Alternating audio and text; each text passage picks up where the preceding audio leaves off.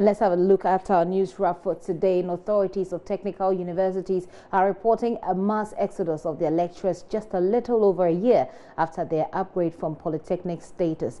Acting Vice Chancellor of Kumasi Technical University, Professor Esiama Yeboah, will not give figures, but he blames the situation on poor service conditions. Professor Yeboah says lecturers are attracted by better offers from traditional institutions. Love FM's Kwesi Deborah reports.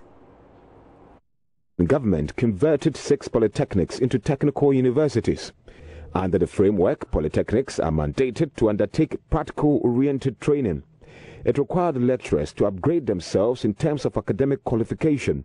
Professor Esiama Yeboah says the departure of highly qualified academic staff could defeat the purpose for establishing technical universities. This exodus of lecturers has the potential to defeat the very purpose of converting polytechnics to technical university. This is the time for the educational authorities and government to act now. Meanwhile, Professor Esiama Yeboah also raised accreditation challenges facing institutions.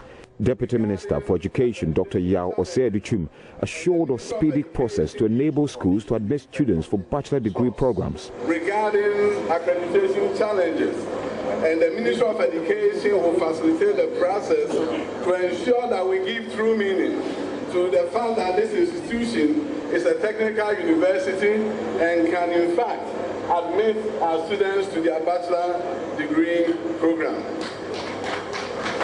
Professor Esiama Yeboah appeals to government to make science, technical and vocational courses more accessible to second cycle students.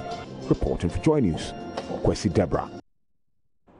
And it appears a few weeks after the start of the free senior high school program, some schools are still short of infrastructure and furniture, in particular to accommodate the high intake. This was revealed when the Parliamentary Select Committee on Education on Monday morning visited some schools in the Greater Accra region to assess the progress of the free senior high school program and challenges bedeviling it. Nancy Emefa Dradosi has more in this report. The Select Committee's first stop was the Presbyterian Boys Senior High School, where it found out that of the 4 core textbooks to be provided, only 3 have been supplied.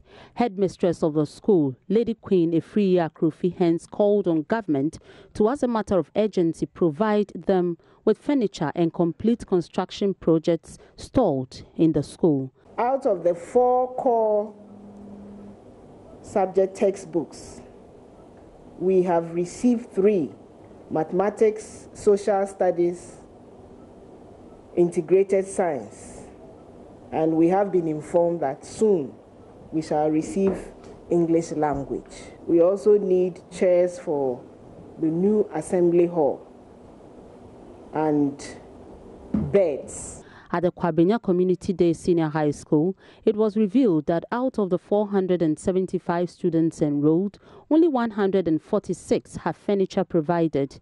The rest carry plastic chairs to and from school. Our major challenge is the furniture. Because the school is new, we haven't been supplied with furniture this year. Last year we were given 800, but students admitted were 654. So the remains we're giving to some of the students who came in and they are using it. But most of our students don't have tables and chairs. How do you manage this semester? For the first 2 weeks, admission and orientation were going on. Where did they sit? They brought plastic chairs, they themselves, so that if the furniture is supplied, they can take their plastic chairs home. So each student wrote his or her name on his or her chair. Meanwhile, the school has been disconnected by the Electricity Company of Ghana for owing some 41,000 cedis. But the head of the school says the amount was accrued by the contractor who constructed the school. It got to a time, the high cost of the electricity bill prompted the Electricity Corporation to come and disconnect us. So he hasn't paid any bill as from the time we came here. We used it in putting up the building, and it has run through light sums of 141,000. But now the school has no light. After the tour, Chairman of the Parliamentary Select Committee on Education, Siaka Stephen, noted that his outfit will submit a report and recommendation to Parliament to take the appropriate action. In fact, from the discussions, we are happy that everything almost is on course. Here in this school, there are major challenges, furniture, and that's why we are going to work on. So we're also going to build our report, present it to Parliament, and we take decision. However, some members on his committee were not satisfied with the assessment. One of such is the Member of Parliament for Lambushi, Edward Kali Ewola. He says government failed to put in the appropriate measures to ensure a smooth program. If you choose to do it wholesale, it comes with its own difficulties. And you saw on both sides, even infrastructure has been a problem. Yemefa Jados's report for JoyNews.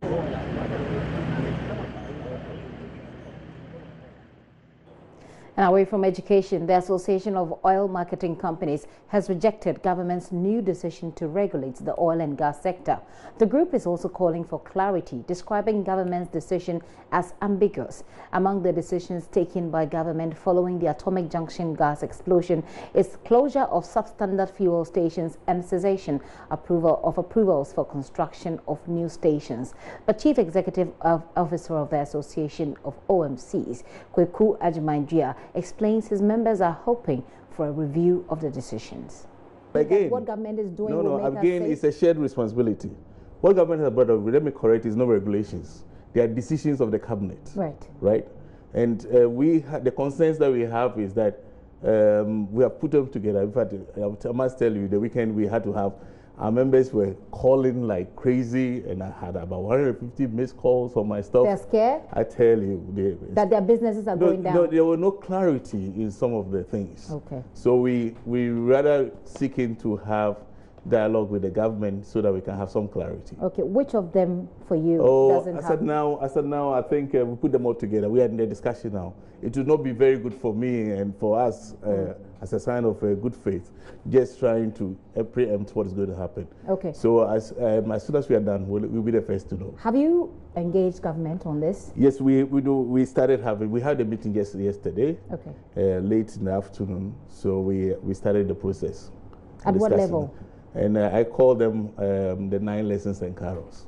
You call it what? The 9 lessons and carols. The 9 lessons and carols, which will be having soon. Lessons, getting close to Christmas.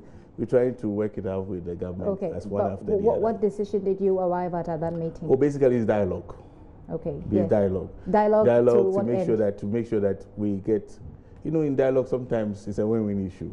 Okay. It might be lose-win, but it depends on who is at the other end. So we are really sure that we get something good. Okay, so let's go to the courts now. And lawyers for businessman Alfred Agbesiwoyome on Monday moved one of 2 motions aimed at halting his ongoing oral examination by the Attorney General at the Supreme Court. The oral examination forms part of efforts by the state to retrieve the 51.2 million cedis paid him as judgment debt, which the Apex Court has described as illegal. The businessman himself failed to show up in court, with his lawyers explaining he is unwell. They also moved a motion in which they accused state officials of undertaking illegal valuation of some of his properties with another to stop the oral examination set for Friday, October 20. JoyNews' Joseph Akable has the rest of the story in this report. The last time the businessman was in the witness box, his lawyer requested for a 15-minute break, saying his client was unwell and needed medication. 3 months on, his health came to fore again as his lawyer, Osafo Boabin, told the court the businessman was unwell and could therefore not be present in court. He produced an excuse duty from the Rich Hospital to back his claim. Deputy AG Godfred Yeboadame registered his displeasure at the turn of events. He stated the businessman always has a move up his sleeve when hearing was close. Osafo Boabin then proceeded to move one of the 2 motions filed. He accused state officials of illegal valuation of properties. He said an order for valuation was made by the court on 9 January 2015 and has since elapsed with no attempt by the state to renew it. Deputy AG Godfred Yeboadami opposed the application.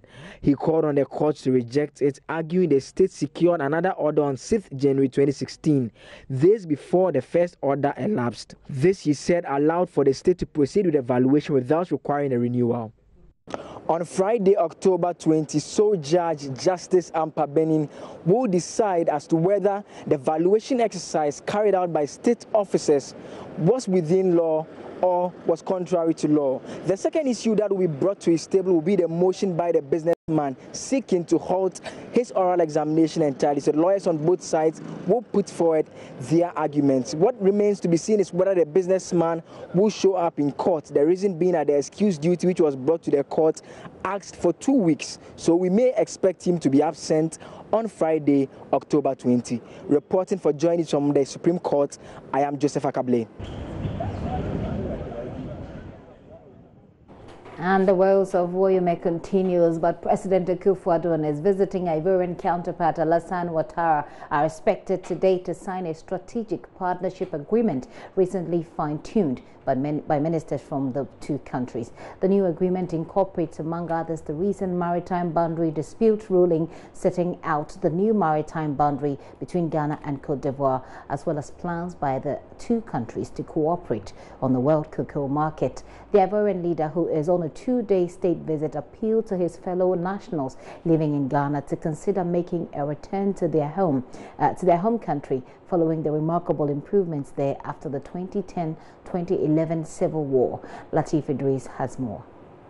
The Ivorian president touched down at about 11:15 Monday morning for a 2-day state visit. Information Minister Mustafa Hamid says will focus on the outcome of the recent ITLOS ruling and cooperation in the cocoa trade. The issue of cocoa, where we believe that if we collaborate correctly with Cote d'Ivoire and we are speaking with one voice on the international cocoa market, we can help to get better prices for our cocoa products and so on. So cocoa is a major area of collaboration. As I said, trade. The ECOWAS sub-region, how we can ensure the free movement of citizens between Ghana and Cote d'Ivoire. Now, in a statement from the Flagstaff House issued ahead of this visit, we have the president saying there's going to be an initiative dubbed an agreement for a strategic partnership. What are we looking at? Well, the strategic partnerships simply mean that, like I said, for example, in the area of cocoa, you have to have a strategic partnership. If Cote d'Ivoire alone goes into the international cocoa market, negotiating prices for its cocoa, and we go separately, they say divided we fall, united we stand. So if we have a strong bond, the two countries that control the cocoa market have one voice and one pricing formula and one stance, that would be a serious strategic move. He was welcomed by some Ivorians who had lined up the street to see their president.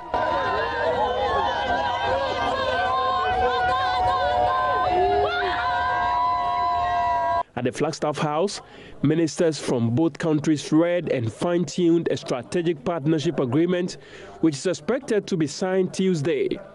The visiting president in his address commended President Akufo-Addo for accepting the outcome of the landmark 2012 Supreme Court election petition and called on Ivorians in Ghana to return home to help rebuild the country. Ivorian citizens, I'd like to tell you and the Ghanaian people how grateful we are, but the situation has returned to normal. But I met them several times and to tell them, our fellow citizens, that those who want to stay here and continue with some economic activity or continue with some social activity, they are free to do so. But they should consider returning to Cote d'Ivoire, given that the situation is good now. But we want to thank you most sincerely for the assistance provided. I don't want to belabor the point, Mr. President. I have a specific memories of your term as a minister during the Ivorian crisis, and you took a position of wisdom. You had principles, and this supported us in the negotiations that were conducted, negotiations that led to democratic elections in Cote d'Ivoire. President Akufo-Addo on his part said his priority as far as relations between both countries is concerned is to see to the implementation of the recent ITLOS judgment. We realized that there was a delicate moment when it came to this dispute over our maritime border, but your statesmanship and your friendship and regard for the interests of our two countries made it possible for us to overcome that delicate moment and use it as a basis for forging even stronger relations between us. A lot of work has been done here of a technical nature, it's important. But at the end of the day, the will, the desire, the will to translate the technical, the papers and all of that into concrete decisions that affect the lives of our people. For me, that is what is most important. And I think that at this juncture in our history, we have a historic opportunity to bring our two countries together. The strategic partnership agreement is expected to be signed Tuesday at a joint news conference by the two leaders. So those are updates on news, especially that one from the presidency. And of course, today we'll be following up on all of those information that we put out there yesterday and bring you some more. You're still watching the AM show with me, Gifty and Dopia. Very soon, Roland Walker will be joining us from assignment where he will be standing by as well. I'm going to take a break.